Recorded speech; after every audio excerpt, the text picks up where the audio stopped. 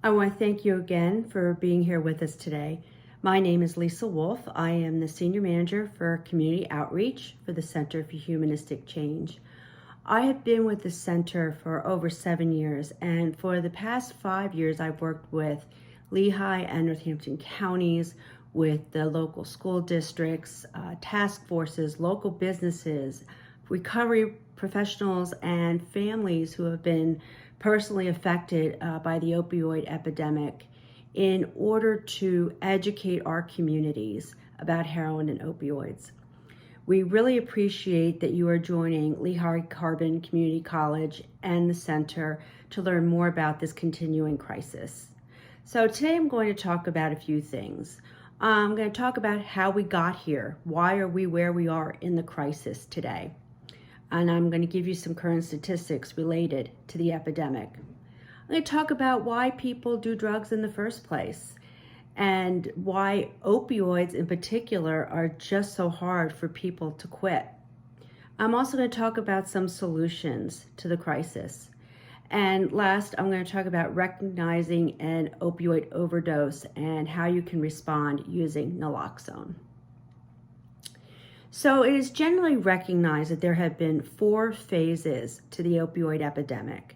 The first started in about 1995, running through about 2010. Because in the mid-90s, the medical community began to frame pain as the 5th vital sign.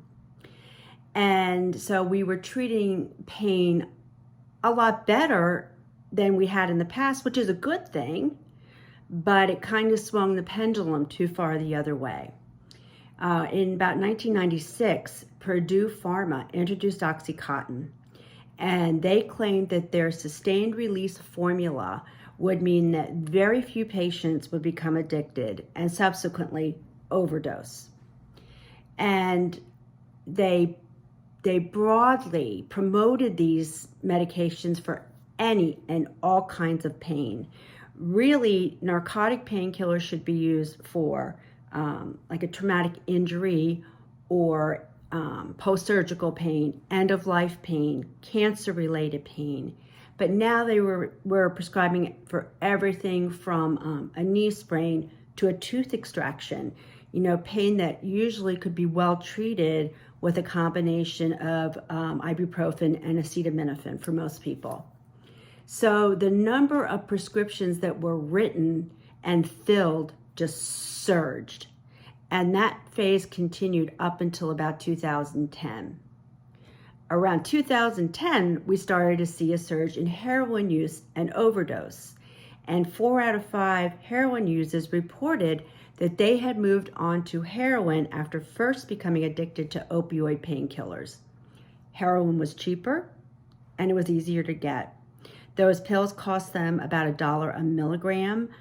So, a 40 milligram pill was $40, whereas heroin was running about $5 to $10 a bag, and it was everywhere. So in the 1970s, when we had a heroin issue in the United States, it didn't affect a whole lot of people because the heroin wasn't very pure. So the only way you could use it was to inject it. And a lot of people won't cross, that line. So you had to be an IV drug user if you were going to get high. So eventually we saw heroin use decline. But in the mid-90s, what Mexico did is they changed the way they processed the heroin. And now it was much more pure. And you could now sniff it as a powder like you would cocaine, or it could be mixed with water, heated, and inhaled or smoked. So this was attracting people to heroin who would never have dreamed of using a syringe. And there was a common misconception, especially among our younger people, that as long as you didn't use a needle, heroin was neither addictive nor was it deadly. And that's absolutely positively not the truth. In fact, prescription opioids are also extremely deadly if they're misused. So around 2013, we headed into the next stage of the epidemic. And that's when heroin dealers began to mix fentanyl into the supply. So there are 2 different types of fentanyl. So there's the fentanyl that's used in the hospitals. If you have ever had surgery where you were under anesthesia, there's a very good chance that you were also given fentanyl for the pain. There are also fentanyl patches that are used for people with chronic pain. But then there's the illegal fentanyl. This is manufactured primarily in China. A lot of our supply comes in through Mexico, and it is for illegal use only. There's no medical use for it, and it is many, many more times potent than heroin. So the goal was, of course, for dealers to increase their profits. And what we saw was that people weren't necessarily seeking out fentanyl-laced heroin, but if you were someone that had been using heroin for a while, you would have kind of hit a ceiling where you just don't get high anymore. You're using to avoid being sick, but that fentanyl could take you to another level. And then, eventually we did see people start to even seek out fentanyl-laced heroin. So from 2013 to 2016, overdose by fentanyl and other similar synthetic opioids increased by 88% per year in the United States. In 2017, we had the most drug overdoses ever, more than 70,000. And about 70% of those involved an opioid of some kind. And now even, as that fentanyl has continued to be in supply, we even see heroin, what is being sold as heroin is really pure fentanyl. And it's buyer beware. You can't see it, you can't smell it, you can't taste the difference. So what we started to see in the next phase was in 2017, the rise on the use of psychostimulants. Methamphetamine, cocaine, often being mixed with heroin, fentanyl, or other synthetic opioids. And some of those were even more potent than fentanyl itself. And what we also see is fentanyl being pressed into pills and then being sold as Percocet or Vicodin. And our teens are really at risk if they're looking to experiment with medications. Jen Berman is a person that guest stars on Good Morning America. She's on there a lot. And she just revealed the other day that her 16-year-old son, who they never suspected of any drug use, really good student, has been home, doing school from home because of the pandemic. The other day he was playing video games, and an hour later he was not breathing. And what they discovered was that he had ordered what he thought was Xanax through Snapchat. And one of his friends sent her, that from Snapchat, there's like a menu of different medications that these kids can order. He thought he was getting Xanax. They seem to think he got pure fentanyl. So, that to me, as a parent, is extremely frightening. Kids don't understand how vulnerable they can be, in this climate. So looking at most recently, according to the CDC, between May 2019 and May 2020, there were over 81,000 overdose deaths in the United States. That's the most we've ever seen in a 12-month period. More recently, there's a suggestion that the increase in overdoses and deaths is due to the pandemic, the disruption to daily life, increase in mental health issues, the isolation. And this is especially critical for people in recovery because they rely on peer support for their substance use disorder, and they may be relapsing. We continue to see a rise in synthetic opioids in the drug supply, and again, an increase in misuse and overdoses due to cocaine, psychostimulants, often mixed with the heroin or fentanyl. Lehigh County reported 84 overdose deaths between January and June 2020, and that was up 15% from the same time period in the previous year. So, knowing what we know about drugs, and why do people start to use them in the first place, right? It would seem that, why do you do that? Well, first of all, the reason why some people get into addiction is they're prescribed these opioids for a very legitimate reason, for pain. And your body can become dependent on them pretty quickly. For some people, it can be as little as 5 days. So if you are given Vicodin after a surgery and you take exactly the way the doctor tells you to for 7 days, for some of us on day 8, you're going to feel some withdrawal, maybe feeling a little nauseous, a little sweaty, a little achy, right? And you take another Vicodin and those symptoms go away. There are other people that like the fact that opioids have that side effect of making you feel good, feeling of well-being. And, we can kind of psych ourselves out and say, well, the doctor gave it to me, so it must be okay. And some people will start to take more than they're supposed to, or take it just to get that feeling. Drugs in general make us feel good. They take us out of ourselves. They let us forget our problems for a little bit.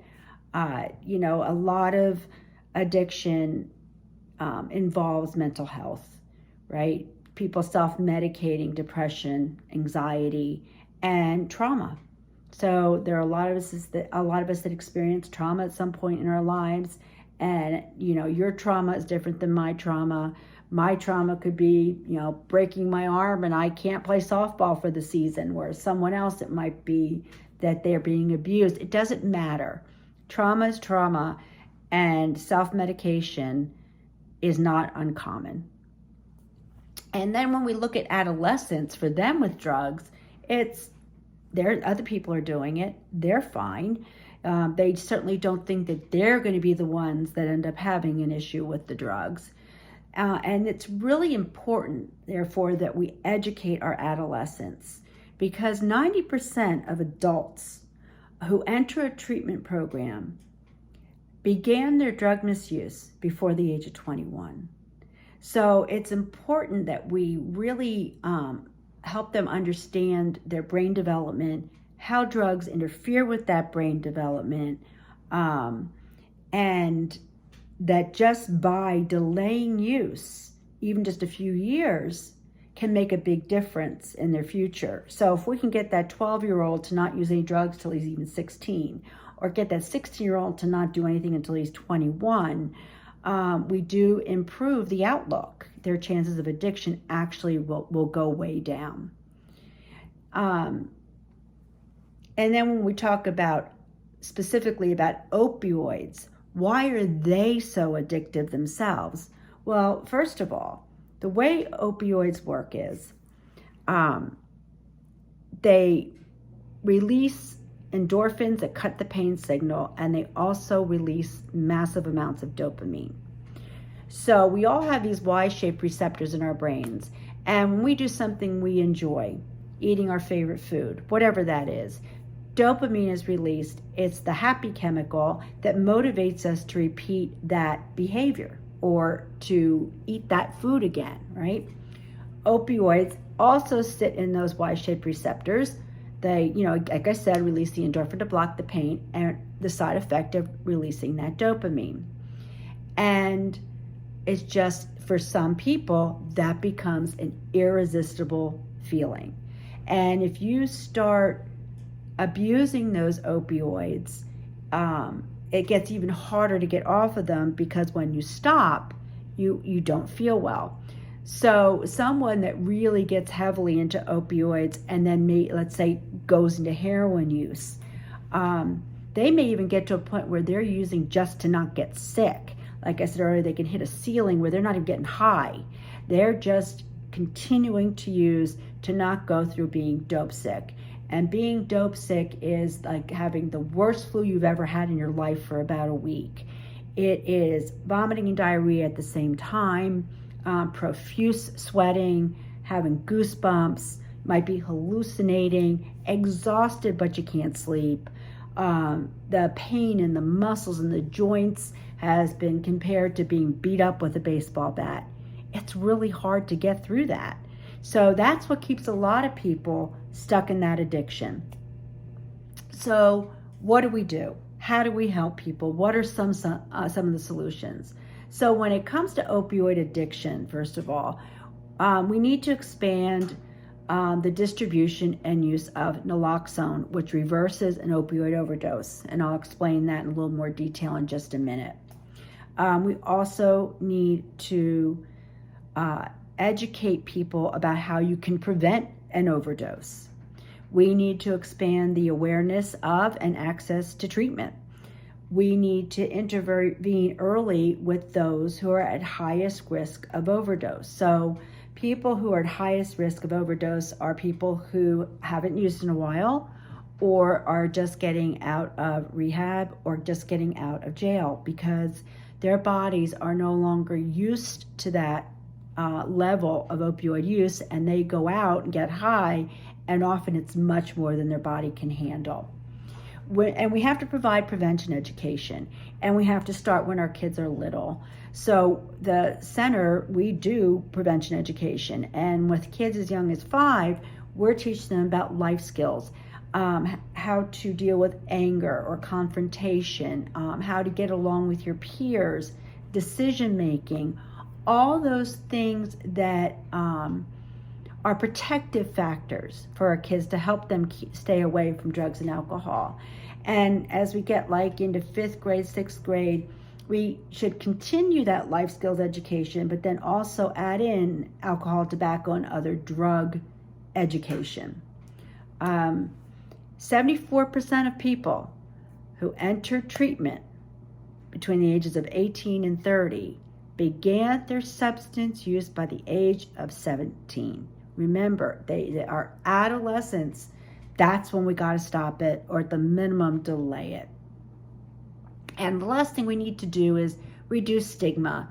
We need to take an approach to addiction that it is a disease of the brain, because drugs do change the brain structurally and functionally. We need to change the language. Instead of calling someone an addict, they are a person with substance use disorder. Instead of a dirty urine, it's a positive drug screen. And we need to educate people so that they can really understand what substance use disorder is. In the Lehigh Valley, there are a lot of exciting things going on right now. Our hospitals have host programs, and what that means is when a patient comes into the emergency room with an overdose, a certified recovery specialist is called to the bedside to talk to them, peer-to-peer. I know what you're going through. I've been there. And talk about the possibility of going into treatment. We have a lot more support for families than we used to. The Oasis Community Center in Bethlehem offers support groups for someone who's lost a loved one. They offer yoga and meditation and some art classes. And they just started a support group for grandparents who are raising their grandchildren. There are a myriad of other support groups throughout the valley. And we see more people getting their certified family recovery specialist certification, which means they can work helping these families as well.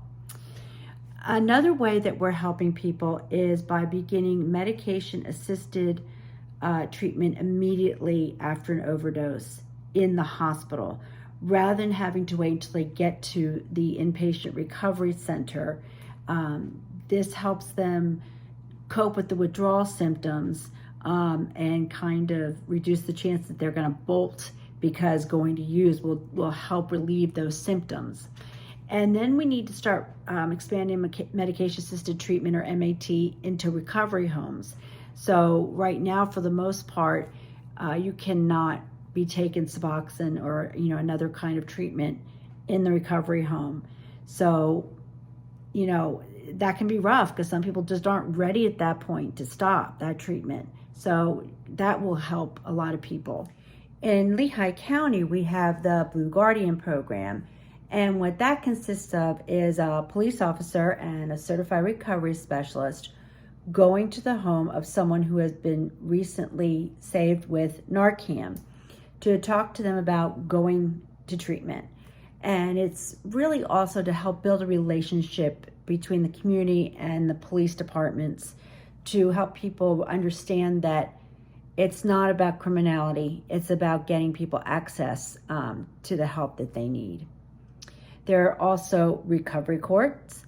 So someone who might be looking at a state prison sentence might be offered the opportunity to participate in a recovery court. And what that means is they go to inpatient rehab, into a recovery home, halfway home. And during this process, they are going to see the judge on a regular basis, being drug tested, having to get a job, go to school, meeting all these different requirements. And that process usually takes about 18 to 24 months. But we've seen a lot of success with it, and it helps people get out of that, revolving door of in and out of jail, and hopefully get them in treatment that helps them for a long time or forever to live a life of recovery. We also have opioid centers of excellence in Lehigh Valley. This increases access to medication-assisted treatment. It coordinates both physical and behavioral health care, and it keeps that individual engaged in a recovery process along a full continuum of care. So the last piece of what I'm talking to you about today is going to be about naloxone and how to access it and how to use it. So in Pennsylvania, between January of 2018 and January of 2021, nearly 50,000 doses of Narcan were administered by EMS. So that doesn't include, family members who gave Narcan or Narcan that was given in the hospital. It has saved so many lives. And there is a standing order for Narcan, so you do not have to get a prescription from your doctor. You can go to the pharmacy and ask for it. Many insurances will cover it, or at least part of the cost. If you don't have insurance, with pharmacy coupons, the average out-of-pocket is about $100. There is also a Narcan kit that is not the one like this where you just pull it out of the box and use it. You actually have a pre-filled syringe you have to assemble and put a little nasal adapter on there. So it's a little harder to put together, but just as effective. And out-of-pocket cost for that ranges between $30 and $72. So you have to first recognize if someone is overdosing. So signs of an overdose would be they are non-responsive to your voice or to a sternum rub. Their breathing is slow and uneven, or they're taking fewer than 12 respirations per minute. Their nail beds and their lips might be turning purple, and you hear a gurgling or snoring noise. That's indication of overdose. So the first thing you're always going to do is call 911 and then administer naloxone. So this is the Narcan that I have, okay? And it comes with 2 of these. These are 2 full doses. And all you have to do is take this out of the box, you open it up, and you hold it like this and insert into the nostril and spray. Very easy. A 5-year-old could be trained on using this, right? So you wait about 2 minutes, and if the person starts breathing at all, do not give them any more Narcan. Let them just go. If they don't respond, they're not breathing, you give them another dose.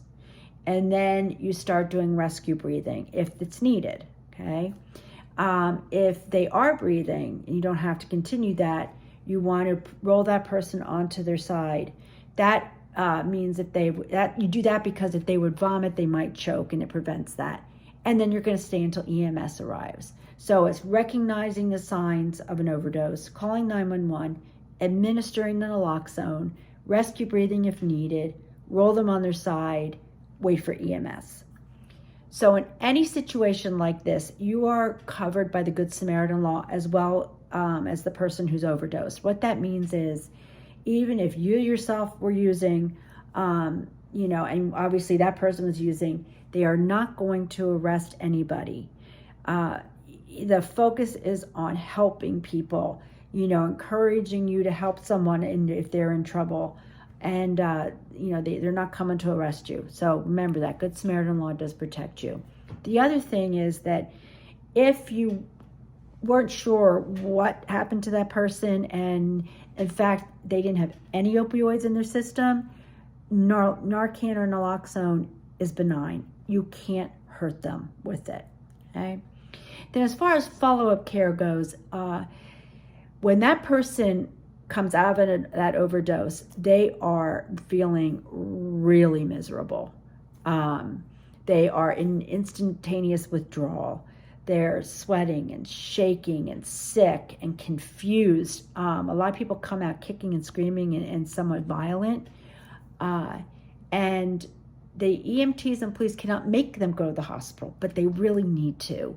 Because what happens is that Narcan wears off in 30 to 90 minutes. And those opioids are still in the brain floating around. As soon as that Narcan wears off, those opioids reattach to those receptors and they can overdose again. Or because they're feeling so miserable, they might use more opioids. So it's really important to try to get them to the hospital, because remember, that CRS is going to come bedside and talk to them about going into treatment.